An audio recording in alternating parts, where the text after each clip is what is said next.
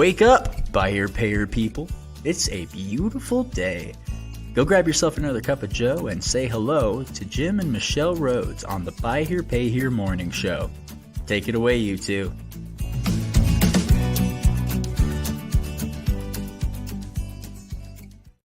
Good morning. Hey, welcome. Happy y'all. Monday. It is Monday, right? Yeah, it feels like a Monday with the technical stuff. So we're having a It little kind of does. issue with the soundboard over here. It's weird that that we it's ever since we reset the stage or the studio, it's just a little bit different. Yeah, and I It's hear different. myself now. Like I don't know what was going on. I adjusted a couple of things. Our regular soundboard is on its way to Rode Podcasters and getting some stuff fixed. So we have something we've been using that has a heck of a lot more knobs and things. And I am, I play a really great tech person on Buy Here Pay Here Nation television, Right, there you go. but that's not my strong point. So it looks like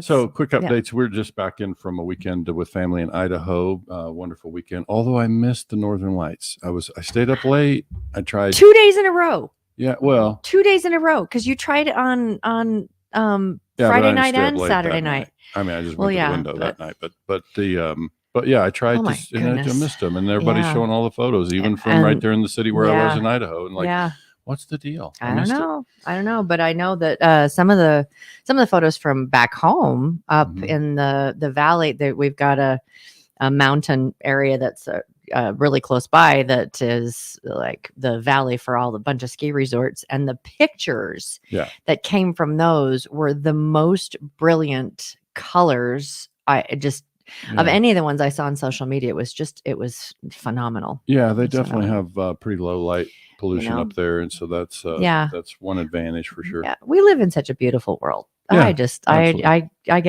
marvel at some of the cool stuff that we get to experience. We just had a eclipse, and then this and all of the stuff, and we actually, while we were there, we went to, what's the falls name? Shoshone Falls. Shoshone Falls, and they it's Shoshone. It's an Indian tribe. Yeah, and it's supposed to be the Niagara Falls of the West, but it's like the really, really, really, really little brother. Well, I guess I've Falls, never seen Niagara Falls, but that to me was quite impressive. It really was. There's a lot of people there enjoying the sights, and it's impressive. I mean, that's the Snake River that runs all across Idaho, and I don't know where it originates, but it's a pretty good volume of water and pretty impressive. Yeah. Good morning, Karen. Hi, Karen Barnett. Okay. Well, what do we just have NIADA coming up? If you haven't got your ticket, you still can. I think that when does the discount on the hotel end? Do you know? Remember? Yeah, I think it's coming up pretty soon. I think it's the 20th or 24th of this month. I think 20th. And we were looking at because we went to the NEO User Summit, which was piggybacked with the Buy Here Pay Here United conference, and they had that at Bellagio, and it's, for those of you that looked at hotel rooms at the Bellagio during that conference, they're substantially less than what that was too. So you're saying that the win it's which is probably because they book a lot more rooms and all of that. But it is, I earlier this summer, I was like pricing stuff out. It's like, okay, this and this and this, and I was kind of shocked that NAIDA, all the days added together, were going to be about the same as the short conference. So. And the win is fantastic. We've enjoyed being there, and so by all means, we hope to see many of you there in June. Yeah. And then I've got a couple of V8 meetings this week. Just a quick mention for those dealers who are in the 100 to 500 account range and they want to get in a V8 group. Please reach out to me right away, because if you miss this meeting at the end of this week, then we won't have another one, until June. And so just and super easy data entry. A couple of simple reports but it's been fun to watch you continue to develop some of the ways of looking at the data and getting really good response on that. Yeah, we covered that on our Friday podcast on Friday. Friday, seems like a long time ago now, after a weekend away. Yeah, driving all the way up there and driving all the way back. Okay, so what are we talking about today? Today is around collections. So the title of the show, as folks can see, is Why Some of Your Customers Don't Pay. So, this is not so much, this is more on the behavioral side. And and as we've talked about this, there are so many different reasons and lots of different avenues to go. And so we're just going to talk about one part of this. Yeah. And so those of you who listen, we chit chat a lot about buy here, pay here on our off work time. And so, last night before heading to bed and this morning, we were kind of talking about more, because this is a topic that we've come up with, we've talked about before and written down as one of the things we wanted to cover in the morning show, and others and other things. So, because it's a pretty rich conversation. It's like encapsulates the thing that is crucial to dealers. Yeah. Let's keep this kind of high level to start. Like, and keep in mind, she said we're going to be bringing others to this conversation. It's going to be an ongoing kind of series around this particular topic, why they don't pay. And again, this is looking more at the kind of it's partly procedural, and it's mostly more like philosophical and behavioral. Yeah. Right. Yeah. And psychological. I guess. And I come up with the same kind of, we've talked before about how when people had extra money in their accounts, everyone paid more. So, I just want to put that out there. Like, when during COVID, when people were getting extra money in their accounts, you talk to most dealers, and most dealers would say they had better collections. People paid during that period of time. And so what that says to me, and we'll kind of get into this, is frequently they're not being able to pay is not a psychological thing. It's not a behavioral thing. It's a resources thing. Yeah, I can say that it's both. It's really a question of, there's a lot of elements to this, right? And so I think in order for us to kind of keep the conversation focused, I really think for today, we'll delve into all these layers of this thing as we move forward here. But I think the piece that I'm most interested in covering today is just the thing about accountability. Yeah. And of course, as coaches, Michelle and I live in a space where, we kind of make our living often as coaches, and accountability is something that comes up quite a bit. So if you think about, for us as coaches working with dealers, it's like we come in and we spend some time with a dealer, and we offer some suggestions, and they say, yes, that makes sense. We should do that. We used to do it. We stopped doing it, whatever. And then we get on a plane and fly back home. And then the question is, what's the level of accountability? We said we wanted to do it. We wanted to implement it with our team, and it didn't get implemented.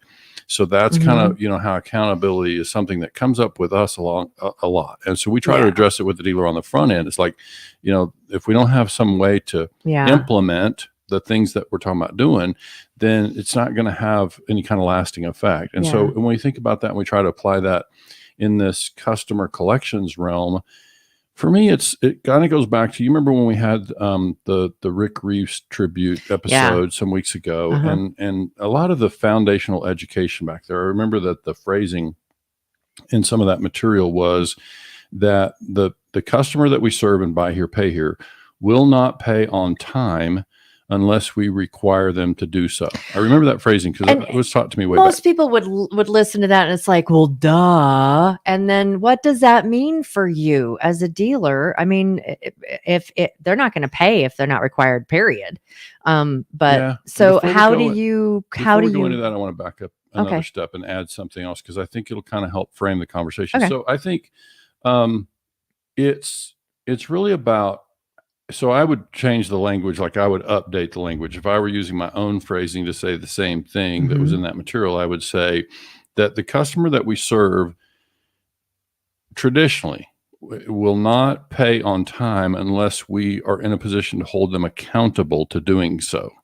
Okay. What does being in a position to hold them accountable look like? Well, it's changing. So this is part of why, and this is why I wanted to get this part covered right out of the gate, because all the other things that we can talk about, if we don't have the means to hold the customer to some standard, then the standard will get wider and wider, and the customer will fall farther and behind. And then I go back to what those of us who've been around the industry for decades, heard Ken Shilson say many times at those NABD conferences over the years and articles and whatever else. He would say, let me make sure I say this right, I'm paraphrasing, but basically in the buy here, pay here world and customers' payments, that 30 days is a lifetime, meaning past due. 30 days is a lifetime, and 60 days is a charge off. Well, so that's why this delinquency conversation is so important. And a lot of our dealers, and of course, going back to our Friday conversation, we offered another way to think about whether your portfolio is really performing. Some dealers would look at their delinquency and every Friday or Monday or whatever, and that's how they would make a determination of whether the business is performing well. And I would say delinquency is just one piece. And we've seen lots of dealers run with, pretty consistently high delinquency and still collect just great. So it's back to definitions. Like, what are we calling performance? What is good performance? What are good collection results? And now back to the Ken Shilson thing. It's like, if you think 30 days is a lifetime, then what we have to really think about is how to keep the customer from falling into that hole when they fall into a rut. What we also know about a poor credit consumer, often part of what puts them in a difficult credit spot is they're tight on income. They can't manage all the stuff. They sometimes get overcommitted, right? This is all kind of, broad generalizations, but that's what we're doing this morning. We're talking in general terms, is really just thinking about the customer is struggling. They have a finite amount of income. Life happens, unexpected things happen. They have hard time juggling it all. So how will they make the decision about where they pay? And let me back up and I'm going to cover something that's tricky because I've often thought about this and I never got around to doing it. I did some research a couple of years ago again about a correlation between this human behavior and dog training. Okay, so let's be careful. Well, yes, and I correlate it to like children training. Okay, parenting, because we talk about the knowledge gap and all that, and as parents, we have to teach our kids. And so there are some similarities in that, and it's not to disparage, but it's just to talk about how techniques work. Right. And so I would just say, folks, hang with us. We'll connect all the dots here. Like there's a correlation, and this is not new to me because I grew up on a farm and ranch, and we had bird dogs, and so watching bird dogs be trained to do what they do, it was interesting. A fair amount of what they did was instinctive, but you had to train them to do certain things and certain behaviors, how to certain things that you wanted them to perform. Right. So that part of the training and watching how that happens, and of course you can't talk about dog training without talking about reward and punishment, right? And you hear me talk about... Well, it's the same thing. It's any kind of trying to change a behavior. It's about, you're going to have lasting results if there is a reward, and that they'd rather have the reward than the punishment. You can do both, and we've talked about, and this is an important thing to consider in this context of accountability, because in our buy here, pay here segment, it's been my observation across many years is that in our space, we tend to lean on the punitive side, the punishment. I was going to say, and that does not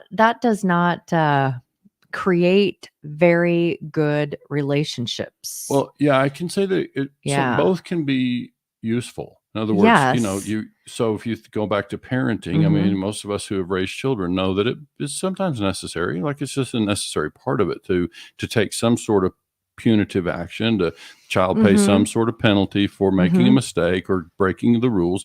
And so same thing here. It's really, and the reason I bring up the dog training thing is like when we were away this weekend, with Michelle's family, they have one of those underground pet fences. They have a perimeter fence, and we've seen that people are using that. It's quite popular, and so the dog has a little collar, and the part that I think is interesting about that, as much as anything, especially as it relates to what we're talking about here, is like with a lot of those, that you can eventually take the actual shock collar off of the dog and replace it with a a dummy collar, and the dog doesn't know that it won't still shock them, but you can True. take the electronics off of the collar. And so when you think about that, I was just really thinking about that in the context of watching that dog's behavior. You know, it roamed all around the house. You were able to have the doors open. The weather was nice and the dog was able to roam freely, and they didn't worry about the dog running off. I even was trying to play fetch, and I tossed it, and apparently, I mean, it was well within the grass, but it looked, and it just looked back at me, and it's like, I'm not going over there. And my brother was outside, and he says that must be where the dog's name was Lottie. It's Naughty Lottie, where Lottie can start to hear the beeping. And so she'd prefer not to go anywhere near where the beeping starts. So she just looked at it, and I had to go fetch, which she just trained me. Yeah. Don't throw the ball. Don't throw the ball where I can't reach it. And I think, you know, the lesson here can be this dog is not mistreated. Like, this dog is not, it's not been abused. Oh, it's so dang loved. It's a sweet dog, right? Yeah. And so it behaves beautifully. Like it's an easygoing dog. But I guess the point is there's a fence, there's a boundary, and we know the penalty for crossing the boundary. And I think the fascinating part about this in the context of our buy here, pay here business is, you know, as a former dealer myself, I can tell you, and I was telling you this morning, that there were plenty of times that I had conversations one-on-one with customers who would, so let me back up and say, customer makes 10 consecutive payments in a row. Maybe they're a bi-weekly payment, and they make their first 10 payments just exactly as agreed. Why? Because we had a very clear conversation at the time they bought the car. Like, this is part of it. This is a whole separate thing we're going to need to take on later. But it's like, we have to first communicate to the customer very clearly the expectations. And then we either hold the customer accountable to that understanding. We go to all that trouble to paint those boundaries at the beginning, and we either hold the customer accountable to those boundaries or we do not. It's not gray. Yes. Yes. And and we were talking this morning about, you know, there's a lot to that as well. And I just wanted to, before we, Fahad is different forms of communication, work at different times, sometimes text, sometimes email, keep switching for whatever doesn't work. So, you know, I appreciate that. George is like, consequences sound better than punishment, which is absolutely true as well. And we were talking about, that, you know, that there's, you set the boundaries up, you know, you educate, and it's like, these are this is what is expected of you. And I and we'll be talking about this another time, because Jim's like, not today. We're not gonna be diving deep into this, but what is our level of accountability? And that's something we'll be talking about too, because there's a level of accountability for the customer, but you can't hold them accountable to something they don't understand. Absolutely. Good point. And so, you know, what is our level of accountability to helping them understand? So that's kind of the track I was on when I'm talking about the conversation. So let me just be the accountable dealer for a moment. One of my responsibilities as a dealer would be to do what I said we would do at the time of closing in my own dealership, is we would have a very clear conversation at closing. It was typically a recorded message supplemented by some documents. And so in that thing, one thing we were doing was making sure the customer fully understood the terms and the bumpers. And so this is why I said it's different, like it's changing. For me as a dealer, many of our customers paid in person back in those days. I was in the 2000s when I was a dealer. And this is a pain point for so many dealers, because when we speak on this at different conferences, we get multiple that will ask a question about, in the day of ACH, in the day of, you know, this, how do we do this? Yeah. So this is part of what I want to try to get to. And this is, if there's a takeaway that I would have for dealers today, I want to go back and say, okay, so let me just kind of say how I would translate the things that I would have done as a dealer and would recommend to dealers as a trainer coach, is like, so closing is clear. No room for misunderstanding about that. Now, it doesn't mean the customer's listening, but we've fulfilled our responsibility when we convey, and we do the best we can to make sure that the customer understands kind of the ground rules here, the bumpers, right? And so we're happy to help, and these are the boundaries. So now take that customer again who was 10 payments in a row on time, and now Suddenly they don't show up on Friday. They get a text message on Friday night or a phone call. They don't show up. Maybe we talk to them on Saturday and they claim they'll be in whatever, but then they don't come in until Monday. And now you can say, well, that's just a couple, 3 days. It's not that big a deal, because I just want our listeners to think about the dynamics of what we're creating here and the behavior that happens when a customer just supposed to be there on Friday.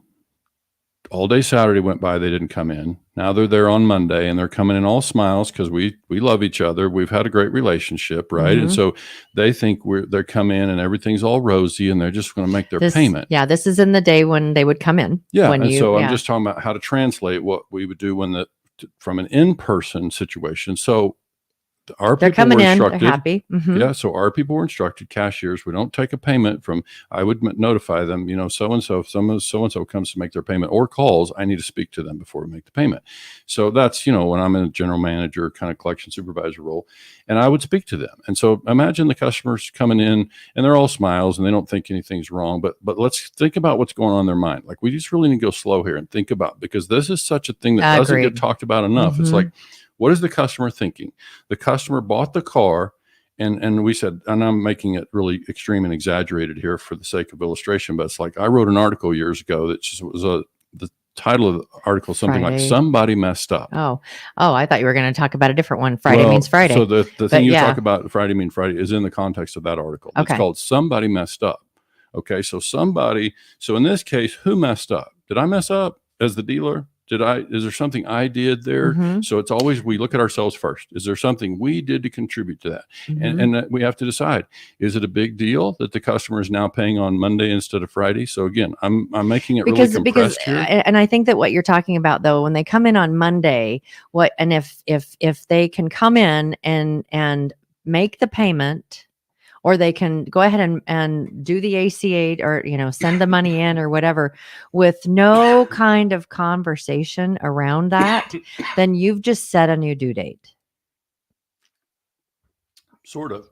Yeah. Because it's like, oh, that was easy. So now the next time that it comes around, it's like, oh, I'll just pay on Monday. Yeah. Oh, I'll just pay on Monday. Well, no, there's something more there. And this is why I say you got to really dig in and really make sure you understand. So the customer strolls in thinking in their mind, well, I remember very clearly that you told me at the time that it was important that I talk to you if I couldn't be there on Friday. Like, you were very clear about that. I remember. And I know Jim, and he was probably just like, eye to eye, you need to talk to me if there's a problem. But yeah, that word just always lands funny with me. But I would say the customer, I would just tell them, we expect you're going to be here on Friday. If there's something, so you would leave it at, and we would never threaten repossession. That's not part of the approach. But you would say to the customer, excuse me, I swallowed my water a little wrong. But I think what we'd be saying is, this is the understanding. And so without threatening them, you would say, it's very important that we hear from you. Anytime you can't make a payment on Friday as agreed, it's going to be very important that we hear from you. So the emphasis is on communication. It's not the money. It's the emphasis is on communication. So now let's finish the thing about the customer comes strolling in on Monday, and they know, they remember that the understanding was Friday. They know they're late. And they want to just come in and say, well, I had a weekend at the casino or weekend at the lake, and they want to be able to say, oh, no big deal. Sorry, I'm just a couple of days late. They want to be able to pay that and go on about their day, which is part of, think about how it works whenever you have a drop box, or in our case, an online portal to be able to make a payment. Right now in 2024, they can make a payment in all these different ways. Or think about just the dynamics of just a drop box. So years ago, dealers, the question was, should I have a drop box or not? Well, that customer on Monday could come in Monday morning before you open, slide a payment in the payment drop box and not suffer any consequences. I'm probably just going to, as a dealer, I'm just going to post the payments, and there are no consequences, to use George's word, right? And so this is where I think we have to really break this down and start to think about, how do we begin to solve this? How do we create a better dynamic in our collection department? Because the part that I'm saying, that I would pull the customer aside before the payment was posted, hey, Billy, can I talk to you a minute? Come in my office for just a minute. Let's talk before they could actually pass money, it was like, oh, crap. I would have them come talk to me. And when they came to talk to me, the conversations were more like kind of the nice principal in high school or something. Everybody knew they were mean, but they The didn't vice necessarily- principal was usually over discipline. And so Whatever. you didn't want to get a conversation with a vice principal, but yeah. Yeah. Well, I said Yeah. the nice principal. So it's like I'm still a nice person. Yes, I have punitive measures that everybody's heard about. But in this case, when I pull, Billy in this example into the office and say, "Hey, Billy, why didn't we hear from you on Friday?" And they should get quiet. Okay. So those of you who know Jim understand that he has mastered the art, because it is a skill to be able to ask a question and then sit in silence, because 9 times out of 10, 9.5 times out of 10, 9.9 times out of 10, that the customer is the one that's going to talk first.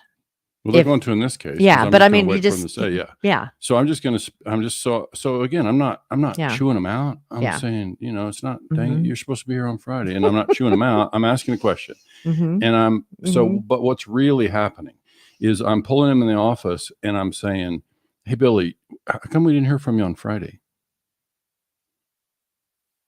And you just wait and you find out. So what happens? So you can imagine what that next 3 minutes is like. It's a short conversation, but imagine what that 3 minutes is like whenever I hold the customer accountable, because that article that she's talking about, I said in there, Friday means Friday. That is our understanding. Mhm. I haven't changed the understanding. It feels like you're trying to change the understanding. And as far as I'm concerned, we still have an understanding for Friday. So I'm going to have a conversation Mhm. and say, "So what happened?" And of course, Billy's going to have a story to tell and he's going to explain. But without me saying really a word, Billy's going to come to conclude that I still expect the payments on Friday. And so your next, so Billy, as Billy leaves, so I can expect your payment to be on time next Friday. And so just leave it at that. I'm just asking questions. I'm not chastising even really. I'm just asking questions. Well, how come we didn't hear from you? And so I think this is something that we're kind of losing in our industry, because customer can pay online 3 days late, 5 days late. I'm just telling you, if there's no consequence, like if there's no fence at the perimeter anymore, Mhm. then the customer will, what's 3 days late now, Mhm. and there's no consequence. Oh, I say back when I bought the car, they told me it was really important I get my payments in on Friday. Well, this one I waited 3 days and didn't pay it till Monday, and there was no consequence. That's all talk. That's all talk. And that's the thing is, and actually we Mark chimed in and says what you're telling them is that paying on Monday itself is paying on if paying on time is okay. All right, yeah. And if you can't pay on time, you must contact us and make a payment arrangement. Yeah. Communication is the key to this training. Yeah.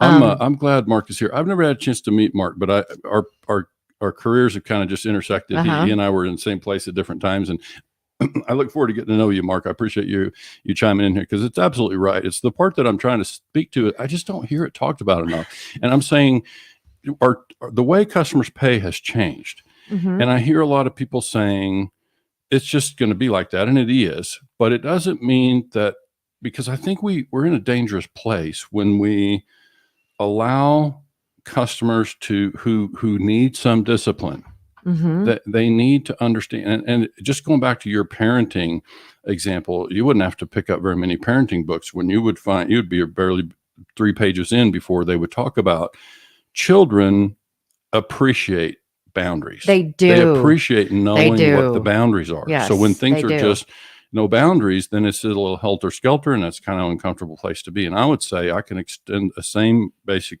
argument to the customers that we serve. They need to know the boundaries.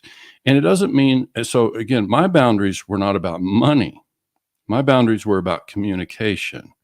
So had this customer called in and said, "Hey, I'm going to be away for the weekend and whatever, I won't be able to get in there until Monday," it would have been totally worked out. Probably would have been a signature. And now we can easily get a signature. That part is that so much we will easier. make an exception for this week, and then the next week we're good. We're back on track, right, Billy? Yeah. But going back to Mark's comments, is like this is like when we don't set those ground rules, it's like now suddenly they conclude that, oh, well, Monday must be okay. Yeah. And George actually asked the question that George pipes in and he says, "Is there any reason that the same conversation can't be virtual?"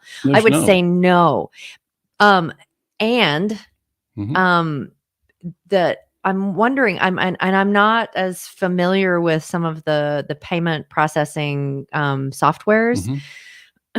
Do they have the ability to, if they're late, to not accept a payment without a call? I can't say. I mean, that to me would be something. It's tricky. You get into some legal stuff here about refusing a payment. Like I don't think we should try to cover that as non-attorneys. Like, or like when they get into it, it's like it just automatically routes them to talk to someone. Because I mean, I think that's kind of common, that when if you're something like that, that it'll just automatically route you to, now you're not talking to the regular whatever, then you're now talking to a different department because there was something within your understanding that isn't being fulfilled. Again, I think you're getting into legal grounds here that I think it is possible in some systems to be able to say that your account gets locked after a certain time. You can't make the payment through the web portal or whatever you call this number, right? Yeah. And I would say, like, George, I appreciate that, because we live in a day, and I don't know, when you go people watching or which is a fun, activity, especially if you're in Vegas and we've got something coming up. You see a lot of people, all different economic groups, classes, whatever, that people FaceTime all the time. Sure. And so to FaceTime is not a it's not hard for people to just, to talk to someone, because they talk to friends, or we have a trail right outside our house, and every once in a while I'll see someone that's out there, they got their phone up, they're walking and they're talking to someone, and looking up, but it's like they take them with them. So that kind of technology for most of our customers is just easy, but most dealers won't do it. Yeah. And for today, I don't really care how the dealer communicates. I think my point is, and George, in my mind, it can absolutely be virtual, whether it's actual virtual camera meeting or it's a phone call. My point is really this: when the customer, again, let's keep it really short windows and let's kind of make it extreme to better understand what's happening here. When my customer, and let's just say I don't meet this customer in person. They always pay virtually. That's an ACH payment, whatever. That they pay on time consecutively. Brand new relationship with the customer. The very first time that the customer does not pay on time, this is so important that we pay attention to that. And the very first time the customer does not pay as agreed, what's going to happen? Well, let me just tell you what's going to happen if Jim is the collection supervisor. Somebody's going to call the customer after the payment's been made. We're going to call the customer. They're probably going to answer the phone. Why? Because they know they made their payments so they know they're not in trouble. They're going to say, "Hey, I made my payment," and we're going to ask them the same things that I would be doing in person. Say, "Hey, we just called to find out, is there something going on?" Like, to me, this is the nice principle. I'm asking a question. We saw that you didn't make your payment. This is the first time that you've been past due. You paid like 3 days late. Is there something going on? Like, is there something? What's going on? How come you didn't make the payment, on the regular payment date as agreed? Get quiet. Wait. Ask them what's going on. It's like we just talked too much. Can you tell? The silence is a little bit awkward, isn't it? And Jim knows me. It's like super awkward for me. And so that's been a really hard thing to learn. Anyway, like in management and all of that when you're having a difficult conversation with a team member or whatever, a customer, a team member, it's just like you ask the question, not like but it's like, hey, what happened? So let me just kind of tie some of this stuff together. And I know we're running a little bit long, but I think this is that important. We need to stay here and kind of finish out the thought. Like, if this customer pays 3 days late without the slightest consequence, and I'm not having somebody call them, I'm not having a collector who's the account manager call them and chew them out. Collector is going to call them and say, "Hey, we saw that you didn't get your payment in on time. Is there something going on? Is there something we need to adjust, or what happened?" And learn to be quiet. Let them speak and explain themselves. But here's what folks who've been doing this a while know, that this is the reality. When we allow that customer to pay 3 days late without any consequence at all, then 3 days becomes 5 days. 5 days becomes 10 days. And now it's the next paycheck. So now you're 14 days on a biweekly. And you're just That's a short death. step. Yeah. You're a short step. When that customer falls behind, we already said this customer is struggling financially. So Mhm. I would say there's an argument to here, and I absolutely believe this. When I say it, this is me being genuine. The reality is, I believe I'm helping this customer when I hold them accountable to that, and I tell them I still. So again, I'm just asking Mhm. the question. How come we didn't hear from you on Friday? They naturally conclude from that I still expect the payment on Friday, right? Mhm. But it's form of a question, and now they're gonna answer that, and they're gonna go away saying, "Oh, they meant it. They told me at the time of delivery that they expected payments Mhm. in on Friday or communication." And so just a reminder, when I talk Yeah. to them, don't forget, if there's ever a time that you can't pay on time, just remember, you got to communicate with us, let us Yeah. know. And I'm still holding accountable to that, because when I let them become 3 and 5 and Oh, 10 days yeah. late, they're sliding into a hole that they're going to find it difficult to recover from. Uh-huh. And I'm not one to wanting to defer payments. So I'm agree. going to want them to catch up. Yeah. And now that becomes even more difficult for them. So in a way, I'm holding them accountable in a way that helps them to be successful. And I don't say that to them, but I know that we're working to create a situation where they're not slipping farther and farther behind. And it doesn't matter the income level, it doesn't matter the price of the car, it doesn't matter how much down payment Yeah. the customer gave us. If we're in a 3-year business relationship with somebody who doesn't manage money very well, hasn't traditionally, go back and look at their credit report. Traditionally, they have not managed money very well, and they haven't always been successful in their accounts. One of the ways they're going to be successful in a different way with us is because of this accountability piece we're talking Yeah. about. We're going to hold them accountable. Mhm. We're going to be nice about it. Mhm. We're going to phrase it in the form of a question, ask them, how come they didn't, and then just remind Yeah. them, don't forget, if there's something comes up, we're going to ask you to communicate, let us know what's going on. And so the customer comes away Yeah. with this idea, okay, I guess I better go back to Friday. Uh-huh. Right? Oh, yeah. And Oh, now, yeah. now when we have that conversation, because I saw it time and time again, and our friends like Tommy Brandis and dealers out there, they can confirm. I may have that conversation with Billy on payment number 11. And guess what? Billy may get back on track, and it might never be late again, but they Mhm. certainly might go many months of not a Mhm. problem at all. Why? Mhm. Because I just held them to that standard. Mhm. It's accountability. And so it's why if Mhm. we don't have some degree of accountability, the customer is going to take advantage. Yeah. They're going to stretch and stretch and stretch, and you're going to get stories and fibs, and they're going to make up all Oh, the yeah. reasons. So we have to hold them accountable. And so the other layer of that, and we can cover that separately another time, is accountability to that story. When they call and say, hey, Mhm. I need more time, Mhm. because of X, we have to hold them accountable to verify the story that they're telling us. And it's uncomfortable. It's like, Mhm. we're basically saying, we can try to get you some time, but I'm going to need some verification. And this is kind of, people will say, it's old school. Well, guess what? It's We collected well in the old days. yeah, So, yeah. There's two things. And then I had a comment too that I want to make. Karen piped in, says silence is so hard, but important, powerful. Buyer pair for buyer pair collections. Great comments and podcast comments too. And then Mark piped in again and says, when we are discussing a payment problem, we used to say, help me help you to build the relationship part of the collections effort. And, that's like super important. But I want to point something out. There's a difference between talking at someone Mhm. and talking with someone. Sure. And, you in relationship type things, we watched this really, really cute show called Love on the Spectrum. Mhm. And if anybody has had a chance to, I think it's Netflix, So- adorable, but they have this relationship expert come in and talk to these people because they, to people that are on the spectrum, because there are certain things that they take quite literally and they have Mhm. to learn. And so she teaches them, don't ask yes or no questions. And so you ask open-ended questions so you're not just going to get, so like, do you like vanilla ice cream? Yes or no. Mhm. But to say, what kind of ice cream do you like the best? Mhm. And then they say, and then it's like, well, why, kind of thing. And so to when you're having the conversation and you're leaving it open-ended, don't have them sit down and say, you're late. Yeah. Yeah.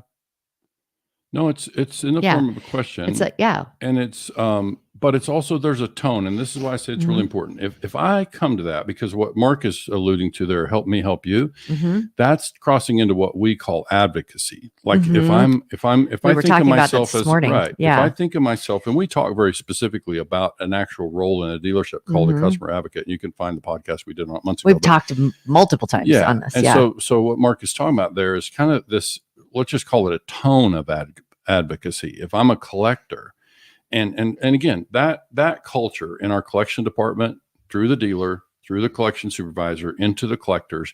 If I'm a collector working for a dealer who truly believes what I believe, which is I believe I'm helping the customer. Mm-hmm. When I ask these questions and I hold them accountable to the thing, and I'm just trying to keep them from digging themselves a deeper hole. Yeah. I may or may not use those phrases when I speak to the customer, but if my tone and my approach to the thing is I'm really trying to help them. I'm really trying to help them to avoid slipping into a deeper place, because we know 30 days is a lifetime, 60 days is a charge off. We know if they slip on that slippery slope, it's a bad outcome usually. And so when we can avoid having them slip too far down that slope, help you. We can keep them on a track of success. And so I think it is a key difference in when you look at successes and failures in buy here, pay here contracts.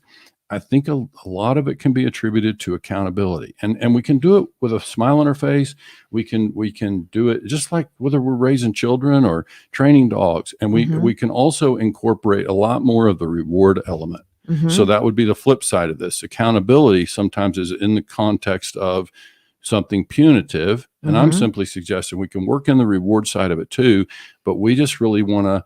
And so what would happen in that conversation, back to Billy in the dealership years ago, and to have a conversation with Billy, and Billy goes ahead and posts his payment, and he comes in next Friday on the due date as agreed, and we reward him. We say, hey, great thanks. to see you.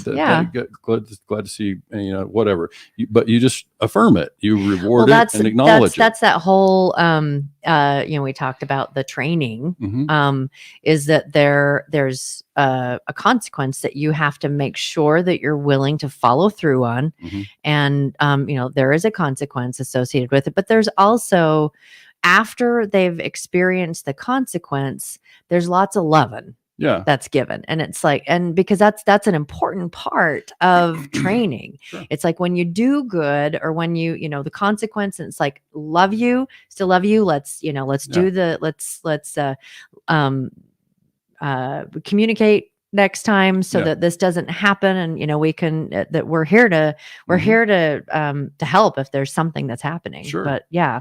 Well, and I think, it's, again, and we kind of wrap up there, because the rest of it's, there's so much more to cover, and we'll dig into it. But I think if we don't start from this baseline of accountability, it's true. You got to have that understanding that all the stuff we can talk about, all the techniques and technology and all the stuff, you can implement all that stuff. But unless you have some way to hold the customer accountable to the understanding, then they're going to take advantage. That's what their pattern shows. So go back and look at their credit report. They've made a history of telling stories, buying time, and it becomes a deeper and deeper hole, and it's a bigger story. And the next thing you know, you're in a repo and charge off. And we understand you can hold customer accountable through a repossession, but my gosh, that's a serious step. You can disable the car with a starter in it. That's so serious. Like, it is. And it's putting you at risk as a dealer. It's putting you at risk. Every time you do that, you're putting yourself at risk of some sort of ramifications, some repercussions from that, because it gets mishandled or whatever. And so I'm saying, yes, of course, we all understand that repossessions are part of accountability.